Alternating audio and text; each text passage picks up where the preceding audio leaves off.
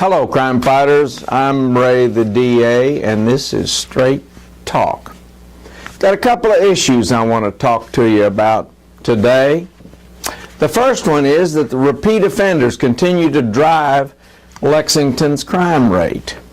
Just last week, 8 criminal cases involving repeat felony offenders made it to our office.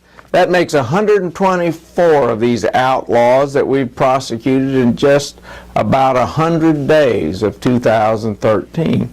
And that's not the worst part. You see, this small number of hoodlums have accumulated about 1,800 criminal convictions. That's not crimes, that's convictions. That's an average of about 15 and a half criminal convictions each. And that's still not the worst part. In order for them to get a new case to get to our office, that means even with such terrible criminal records, these thugs were still on the street. These are precisely the kinds of criminals who should be in jail or prison, but they're not, and that's a shame. I want to switch topics here to one that is really scary for our community and communities across the country. Heroin.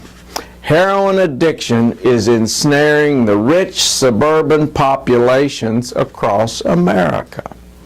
A growing and more dangerous wave of drug addiction is sweeping the country, and in the process ensnaring a new population in the heroin trap. At the same time, importing crime that goes with drug trafficking to the suburbs. The frenzy is fed by people who are hooked on prescription pills and who are finding their drug of choice is in short supply. So heroin becomes their drug of last resort. As these addicts move from the illegal use of legal drugs, prescription pills, to the dirty world of dealers, danger, dirty needles, and kitchen table chemistry, police and health officials are finding more overdose deaths and crime follow. Experts say when you switch to heroin, the whole game changes. People don't know what they're getting from batch to batch of heroin, and sometimes it's lethal. The number of drug overdose deaths in Lexington is shocking. In 2012, Lexington saw 14 homicides, 21 traffic fatalities, and get this, 63 drug overdose deaths. You heard that right, 63 overdose deaths, 22 of which were attributable to heroin. Well, already in 2013, we've seen 20 drug overdose deaths. 12 of those have been attributed to heroin.